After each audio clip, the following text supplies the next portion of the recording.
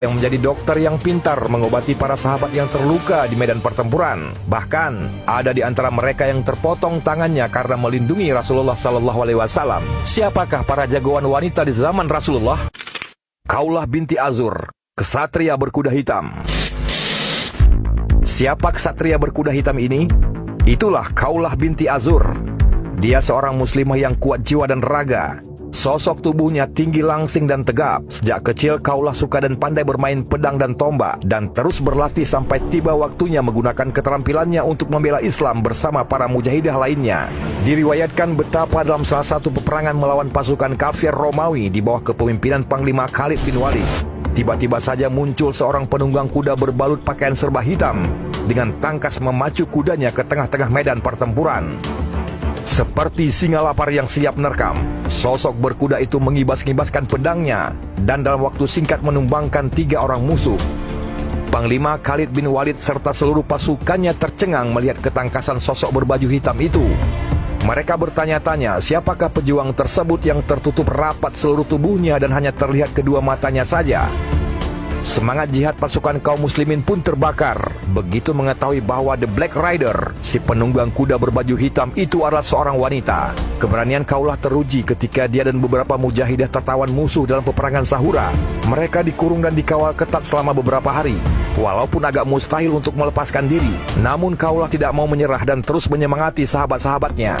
Ia berkata, "Kalian yang berjuang di jalan Allah, apakah kalian mau menjadi tukang pijit orang-orang Romawi? Mau menjadi budak orang-orang kafir? Di mana harga diri kalian sebagai pejuang yang ingin mendapatkan surganya Allah? Di mana kehormatan kalian sebagai muslimah? Lebih baik kita mati daripada menjadi budak-budak orang Romawi." Demikianlah Khawlah terus membakar semangat para muslimah sampai mereka pun bulat tekad melawan tentara musuh yang mengawal mereka. Rela mati syahid jika gagal melarikan diri. Janganlah saudari sekalian gentar dan takut. Patahkan tombak mereka, hancurkan pedang mereka, perbanyak takbir serta kuatkan hati. Insya Allah pertolongan Allah sudah dekat. Dikisahkan bahwa akhirnya karena keyakinan mereka, Khawlah dan kawan-kawannya berhasil melarikan diri dari kurungan musuh.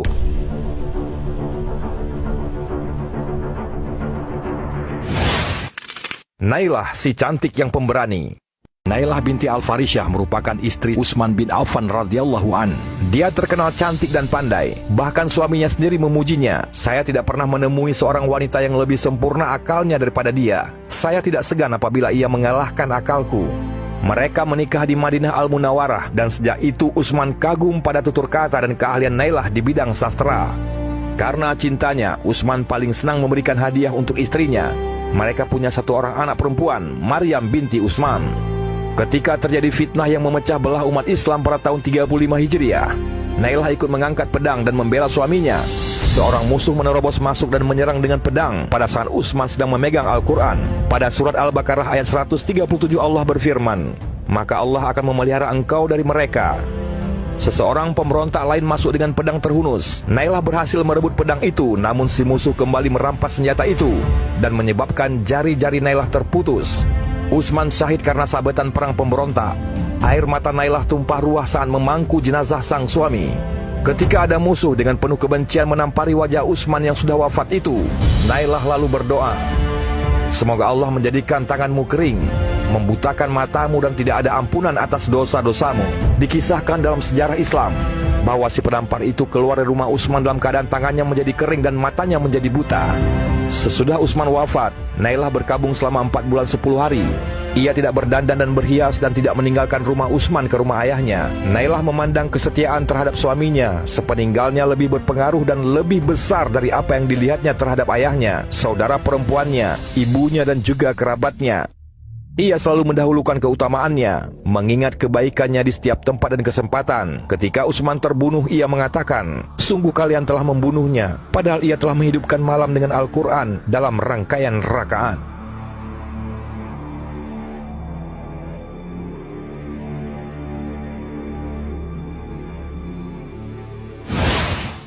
Nusaybah, si jago pedang. Rasulullah SAW yang mulia berdiri di puncak bukit Uhud dan memandang musuh yang merengsek maju mengarah pada dirinya. Beliau memandang ke sebelah kanan dan tampak olehnya seorang perempuan mengayun-ayunkan pedangnya dengan gagah perkasa melindungi dirinya.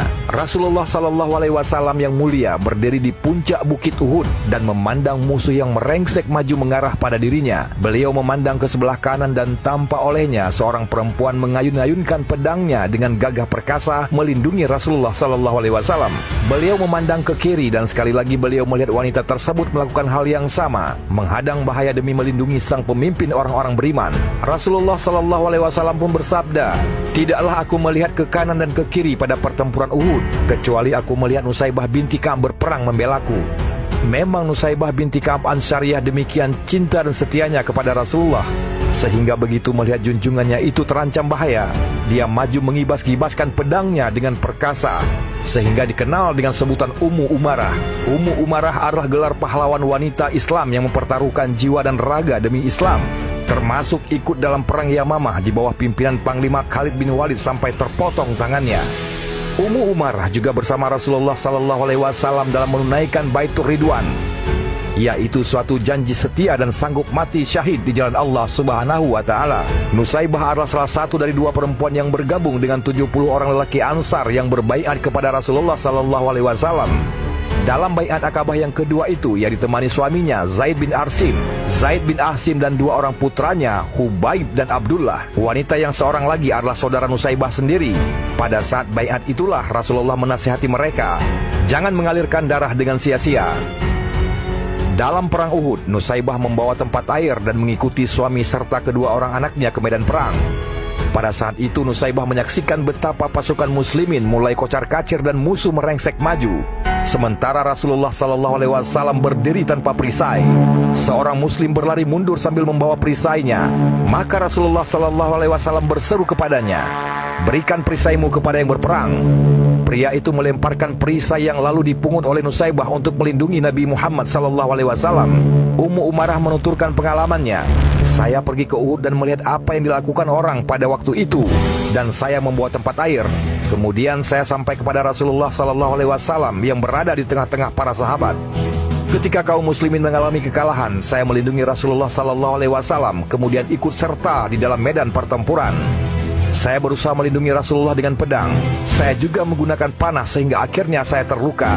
Ketika ditanya tentang 12 luka di tubuhnya, Nusaybah menjawab, "Ibnu Kumayyah datang ingin menyerang Rasulullah ketika para sahabat sedang meninggalkan baginda. Lalu Ibnu Kumayyah berkata, 'Mana Muhammad? Aku tidak akan selamat selagi dia masih hidup.' Lalu Mus'ab bin Umair dengan beberapa orang sahabat termasuk saya menghadapinya. Kemudian Ibnu Kumayyah memukulku. Rasulullah juga melihat luka di belakang telinga Nusaybah, lalu berseru kepada anaknya, 'Ibumu balutlah lukanya. Ya Allah, jadikanlah mereka sahabatku di surga.' Mendengar itu Nusaybah berkata kepada anaknya, 'Aku tidak peduli lagi apa yang menimpaku di dunia ini.'